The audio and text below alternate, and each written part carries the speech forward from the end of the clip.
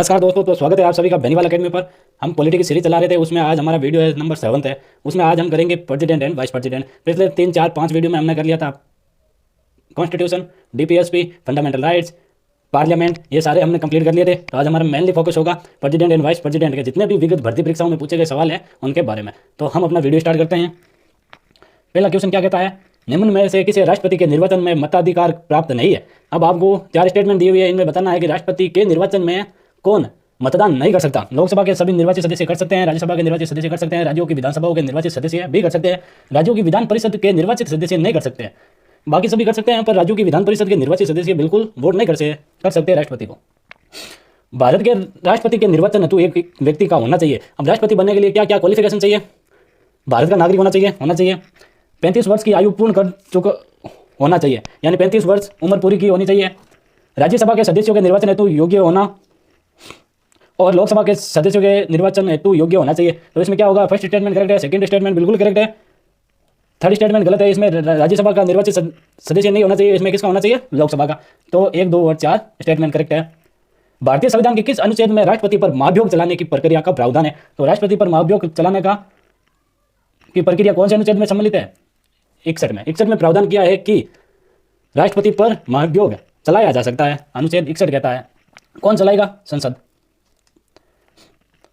निम्नलिखित में से संविधान के कौन से अनुच्छेद राष्ट्रपति तथा प्रधानमंत्री के बीच संबंधों को वृद्ध रूप से शासित करते हैं? अब आपको बताना है इनमें से कौन कौन से अनुच्छेद है जो राष्ट्रपति तथा प्रधानमंत्री के बीच संबंध को स्थापित करते हैं या उनके बीच एक कड़ी योजना का कार्य करते हैं। अनुच्छेद 74 करता है, अनुच्छेद 75 भी करता है, अनुच्छेद 78 भी करता है, अनुच्छेद 79 में आगे आपने संसद। तो ये बाहर हो जाएगा, बाकी 1 2 3 करेक्ट है। निम्नांकित में से किस लेखक ने यह चिंता व्यक्त की थी कि भारत का राष्ट्रपति संविधान द्वारा प्रदत्त शक्तियों को हस्तगत कर तानाशाह बन सकता है? यह चिंता किसने जताई थी कि पूर्ण शक्तियां लेकर राष्ट्रपति तानाशाही के रूप में अपना कार्य कर सकता है या बन सकता है, यानी कि तानाशाही के रूप में बन सकता है। पूरी शक्तियां अगर राष्ट्रपति के हाथ में चली जाए तो वो तानाशाही से कम नहीं होगा। तो ऐसी चिंता जताने वाले कौन थे? एलन ग्लेडिल। भारत के राष्ट्रपति के निर्वाचन के लिए नाम निर्देशन पत्र प्रस्तुत करने के संबंध में कौन सा कथन सही है? तो नाम निर्देशित पत्र पर कम से कम 50 निर्वाचकों के हस्ताक्षर समर्थन के रूप में होंगे। अब इसमें आपको स्टेटमेंट में क्या बताना है कि राष्ट्रपति बनने के लिए या राष्ट्रपति का चुनाव लड़ने के लिए क्या क्या क्वालिफिकेशन चाहिए होती है? तो 50 प्रस्तावक चाहिए होते हैं। किसी अभ्यर्थी को निर्वाचन के लिए तब तक सम्यक रूप से नाम निर्दिष्ट नहीं समझा जाएगा जब तक वह 15,000 रुपये की राशि निक्षिप्त नहीं करता है। तो ये भी स्टेटमेंट बिल्कुल सही है। जब तक कैंडिडेट को चुनाव लड़ने नहीं दिया जाएगा जब तक उसको वो 15,000 रुपये की राशि जमा नहीं करवा देता है। जहाँ कोई अभ्यर्थी एक से अधिक नाम निर्देशन पत्रों द्वारा नाम निर्देशित है वहाँ उसे मात्र एक निक्षेप करना होता है। तो इसमें तीनों ऑप्शन आपके क्या है? करेक्ट है। तो A B C। युग्मों में ऐसा कौन सा सम्मिलित नहीं है? अब चारों युग्मों में बताना है कि कौन सा नहीं है युग्म सम्मिलित। तो 55(a) में राष्ट्रपति की पूर्व मंजूरी होनी चाहिए, 18(3) में राष्ट्रपति की सहमति, 113(3) में राष्ट्रपति की सिफारिश चाहिए होती है, 304(ख) में राष्ट्रपति की स्वीकृति नहीं है। ये नहीं है, गलत है ये। तो ऑप्शन 4 है, ये गलत हो गया। मंत्रिपरिषद द्वारा राष्ट्रपति को दी गई सलाह की जांच की जा सकती है। किसके द्वारा सलाह की जांच की जा सकती है? तो ये सलाह जांच के दायरे में नहीं आती। तो ये सलाह ना अब मंत्रिपरिषद द्वारा राष्ट्रपति को दी जाने वाली 74 में क्या होता है कि आर्टिकल 74 यह कहता है कि राष्ट्रपति को सलाह देने के लिए मंत्रिपरिषद होगी। अब उसकी जांच किसी के दायरे में नहीं आती, मान्य हेतु बाध्य है, मतलब है। भारत के उपराष्ट्रपति में से कौन से निर्विरोध निर्वाचित हुए? निर्विरोध यानी कि उनके सामने कोई नहीं खड़े हुए और वो ऐसे ही एक अकेला ही राष्ट्रपति के लिए निर्वाचित हो गया। सेकंड क्वेश्चन गायब नहीं हुआ। तो इनमें से कौन सा है जो निर्विरोध हुए हैं? तो कौन से हुए हैं? एक तो एस राधाकृष्णन हुए थे, एक हिदायतुल्लाह। तो 1 और 3 करेक्ट हो जाएंगे आपके। राष्ट्रपति अपना त्यागपत्र किसे देता है? राष्ट्रपति त्यागपत्र किसको देता है? तो उपराष्ट्रपति को देता है। उपराष्ट्रपति किसको देता है? तो राष्ट्रपति को। ये अपने आप चढ़ जाते हैं एक दूसरे को त्यागपत्र देकर, राष्ट्रपति उपराष्ट्रपति को, उपराष्ट्रपति राष्ट्रपति को।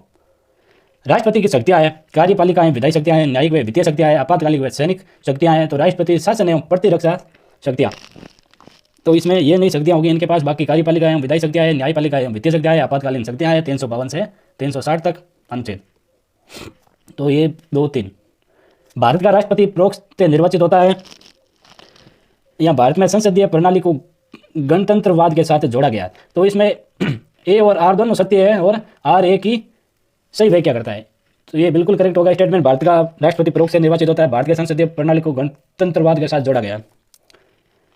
अब आपको ये कॉलम मैच करवाना है। तो राजेंद्र प्रसाद क्या थे, 2 कार्यकाल के लिए 2 बार बने थे राष्ट्रपति राजेंद्र प्रसाद। तो एक में क्या हो जाएगा 3। जाकिर हुसैन पद धारण के दौरान मृत्यु हुई तो इनका यानी कि कार्यकाल दौरान की इनकी क्या हो गई थी, मृत्यु हो गई थी। तो बी में क्या हो जाएगा 4। वीवी गिरी क्या थी, वीवी गिरी द्वितीय वरीयता के मतगणना यानी कि द्वितीय यानी कि पहले को पूर्ण बहुमत नहीं मिली इसलिए दूसरे को राष्ट्रपति के लिए चुन लिया गया। नीलम संजीव रेड्डी क्या हुआ थे, 2 निर्विरोध निर्वाचित हुए थे। तो एक में 3, बी में 4। तो ये ऑप्शन करेक्ट हो जाएगा आपका ए ऑप्शन। संविधान के अनुसार निम्नलिखित में से क्या शब्द भारत के राष्ट्रपति की शक्ति नहीं है। अब इनमें बताना है कि राष्ट्रपति के पास कौन सी शक्ति नहीं है। अध्यादेश का प्रज्ञान होता है 123 में। उच्चतम न्यायालय से परामर्श करना ये भी होती है। संसद के सदनों को संदेश भेजना ये कोई शक्ति नहीं होती है। समाधान शक्ति 72 में। तो स्टेटमेंट 3 गलत हो जाएगा आपका। भारत के राष्ट्रपति के महाभियोग की प्रक्रिया है तो ये अर्ध न्यायिक प्रक्रिया है। भारत के संविधान के अनुच्छेद 240 के अंतर्गत कुछ संघ राज्य क्षेत्रों के लिए विनियम बनाने की राष्ट्रपति की शक्ति के संदर्भ में निम्न में से कौन सा युग्म सुमेलित नहीं है। तो ये 240 के में अंडमान और निकोबार में राष्ट्रपति कानून बना सकता है। 240 के में लक्षद्वीप द्वीप है, 240 घे में दमन द्वीप, तो 240 एक घे में पुदुचेरी नहीं होगा। तो इसमें ये 3 गलत हो जाएगा। राष्ट्रपति के निर्वाचन मंडल के सदस्य होते हैं। अब आपको बताना है कि राष्ट्रपति के निर्वाचन मंडल के सदस्य कौन कौन होते हैं। तो इसमें क्या कौन होते हैं, संसद के दोनों सदनों के निर्वाचित सदस्य, लोकसभा एवं राज्यसभा के निर्वाचित सदस्य, राज्य विधानमंडल के दोनों सदनों के निर्वाचन सदस्य नहीं, विधान परिषद के नहीं होंगे, सिर्फ विधानसभा के होंगे। सभी राज्यों की विधानसभाओं के निर्वाचित सदस्य, ये बिल्कुल सही है। दिल्ली पुदुचेरी के विधानसभाओं के निर्वाचित सदस्य, ये बिल्कुल सही है। तो स्टेटमेंट 1, 2, 4 करेक्ट है। तो इसमें ये नहीं होगा दोनों, यानी विधान परिषद के सदस्यों के निर्वाचित सदस्य नहीं चाहिए होते हैं, विधानसभा के चाहिए होते हैं ओनली। भारत के निम्नलिखित राष्ट्रपतियों में से कौन ट्रेड यूनियन आंदोलन से संबंध रहे हैं। तो कौन रहे हैं, तो वीवी गिरी किससे संबंधित रहे हैं, ट्रेड यूनियन आंदोलन से। भारत के राष्ट्रपति या उपराष्ट्रपति के निर्वाचन के संबंध में विवादों का समाधान कौन कर सकता है, तो सर्वोच्च न्यायालय कर सकता है। सर्वोच्च न्यायालय करेगा वो 71 सी के अंतर्गत करेगा। अनुच्छेद 71 सी के तहत विवादों का समाधान कौन करेगा, सर्वोच्च न्यायालय। केंद्र और राज्य के मध्य संसाधनों के वितरण के लिए सुझाव देने हेतु राष्ट्रपति द्वारा किस निकाय का गठन किया गया है। तो केंद्र और राज्यों के बीच संसाधनों के वितरण के लिए वित्त आयोग का गठन किया गया है। वित्त आयोग का गठन 280 अनुच्छेद के अंतर्गत किया गया है। भारत के उपराष्ट्रपति का चुनाव किया जाता है, भारत के राष्ट्रपति का चुनाव किया जाता है संसद के निर्वाचित सदस्यों द्वारा किया जाता है। ये अनुच्छेद कौन सा कहता है, 66 कहता है कि संसद के निर्वाचित सदस्यों द्वारा भारत के उपराष्ट्रपति का चुनाव होता है। और राज्यसभा का प्रधान सभापति कौन होता है, तो उपराष्ट्रपति होता है। भारत के महान न्यायवादी की नियुक्ति कौन करता है, यानी अटॉर्नी जनरल की नियुक्ति कौन करता है, तो भारत के राष्ट्रपति करते हैं। अटॉर्नी जनरल की नियुक्ति अनुच्छेद 76A में प्रावधान है कि राष्ट्रपति अटॉर्नी जनरल की नियुक्ति करेगा। भारत के राष्ट्रपति पर महाभियोग चलाया जा सकता है। महाभियोग कौन चला सकता है, विशेष रूप से गठित अधिकरण द्वारा नहीं, उच्चतम न्यायालय द्वारा नहीं होता है, केंद्रीय मंत्रिमंडल द्वारा नहीं, तो संसद द्वारा 61 में अनुच्छेद 61 के तहत राष्ट्रपति पर महाभियोग संसद चला सकती है। निम्नलिखित में किसे भारत के राष्ट्रपति के रूप में निर्विरोध चुना गया। निर्विरोध किसको चुना गया, अब तो निर्विरोध चुना गया है संजीव रेड्डी को। कब चुना गया इनको, 1977 से, ये 1982 इनका कार्यकाल था। ये 6th कौन थे, प्रेसिडेंट है, यानी 6ठे राष्ट्रपति थे। उनका कार्यकाल 1977 से 1982 था। भारत के राष्ट्रपति के पद के लिए निर्वाचन का आयोजन निम्नलिखित में कौन करता है, तो अब राष्ट्रपति का निर्वाचन कौन करवाता है, तो राष्ट्रपति का निर्वाचन करता है भारत का निर्वाचन आयोग। अनुच्छेद 324(1) के तहत राष्ट्रपति का निर्वाचन भारत का निर्वाचन आयोग करवाता है। राष्ट्रपति का अध्यादेश कितनी अवधि के लिए लागू रहता है, अध्यादेश 123 के तहत जारी किया जाता है, तो ये 6 माह के लिए प्रभावी रहता है। 6 माह के बाद राष्ट्रपति को अनुमति लेनी पड़ती है। राष्ट्रपति के संबंध में निम्न कथनों में से कौन सा सही कथन इनमें बताना है, तो राष्ट्रपति का अनुच्छेद 72 के तहत समाधान की शक्ति होती है। 72 के तहत राष्ट्रपति के यानी 123 में अध्यादेश जारी करता है। 143 के तहत उनमें परामर्श का दिया नहीं है, तो इसमें करेक्ट हो जाएगा स्टेटमेंट 1 और 2। राष्ट्रपति के निर्वाचन के संबंध में निम्न में कौन सा वक्तव्य सही नहीं है, या निर्वाचन के संबंध में इनमें से 3 स्टेटमेंट दिया है, कौन सा कथन एकदम सही नहीं है। राष्ट्रपति के निर्वाचन मंडल में विधान परिषद के सदस्य नहीं होते हैं, ये सही है। राष्ट्रपति के निर्वाचन में लोकसभा के सभी सदस्य भाग लेते हैं, लोकसभा के सभी सदस्य भाग लेते हैं, ये सही स्टेटमेंट। राष्ट्रपति के निर्वाचन में जमानत राशि 12,000 रुपये नहीं है, ये स्टेटमेंट केवल 3 का स्टेटमेंट है, इसमें गलत है। बाकी ये दोनों स्टेटमेंट आपके करेक्ट है एकदम। निम्न में कौन उच्चतम न्यायालय के मुख्य न्यायाधीश भी रहे हैं, कार्यवाहक राष्ट्रपति और फिर उपराष्ट्रपति भी रहे हैं? ऐसे राष्ट्रपति का नाम बताना है आपको जो सुप्रीम कोर्ट के मुख्य न्यायाधीश भी रहे हैं, कार्यवाहक राष्ट्रपति भी रहे हैं और उपराष्ट्रपति भी रहे हैं। आपको ऐसे उपराष्ट्रपति का नाम बताना है। मैं माफी चाहूंगा अपने वर्डों पर, मैंने पहले बोल दिया था राष्ट्रपति, तो आपको इनमें से ऐसे उपराष्ट्रपति का नाम बताना है जो कार्यवाहक राष्ट्रपति भी रहे हैं, उपराष्ट्रपति भी रहे हैं और सुप्रीम कोर्ट के सीजेआई भी रहे हैं। तो ये मोहम्मद हिदायतुल्लाह। भारत के अतिरिक्त निम्न में किस देश के संविधान में राष्ट्रपति को उच्चतम न्यायालय से परामर्श लेने की शक्ति प्राप्त है? तो भारत के अलावा कनाडा के पास ये शक्ति प्राप्त है। निम्न में कौन सा संवैधानिक पदाधिकारी राष्ट्रपति के पश्चात पर्यंत अपने पद पर आसीन रहता है, यानी कि जब तक राष्ट्रपति चाहेगा तब तक अपने पद पर बना रहेगा, राष्ट्रपति का विश्वास खोते ही वो अपने पद भी खो देगा? तो संघ सरकार के मंत्री, राज्यों के राज्यपाल, दिल्ली राष्ट्रीय राजधानी के राज्य क्षेत्र के मंत्री, तो 3 होंगे इसमें। निम्न में किस अनुच्छेद में यह उल्लेख आता है कि संघ की कार्यपालिक शक्तियां राष्ट्रपति में निहित होगी? अनुच्छेद 53 यह कहता है कि कार्यपालिका संबंधित सारी शक्तियां किसमें निहित होगी? तो राष्ट्रपति में निहित होगी। निम्न में से किस वाद में सुप्रीम कोर्ट ने यह निर्णय दिया कि संविधान ने राष्ट्रपति को औपचारिक प्रधान बनाया है? तो संविधान, ऐसा कौन सा वाद हुआ था सुप्रीम कोर्ट में जो ये बताता है कि राष्ट्रपति एक औपचारिक प्रधान है, यानी कि औपचारिक प्रधान है। वास्तविक प्रधान कौन है देश का? तो प्रधानमंत्री है। तो ये कौन कौन सी बातें हैं इसमें? एक तो राय साहब जवाहर कपूर बनाम पंजाब राज्य, ये कब हुआ था? 12 अप्रैल 1955 को। और एक हुआ था UN राव बनाम इंदिरा गांधी, ये कब हुआ था? 17 मार्च 1971 में। तो इसमें 1 और 2 करेक्ट हो जाएंगे।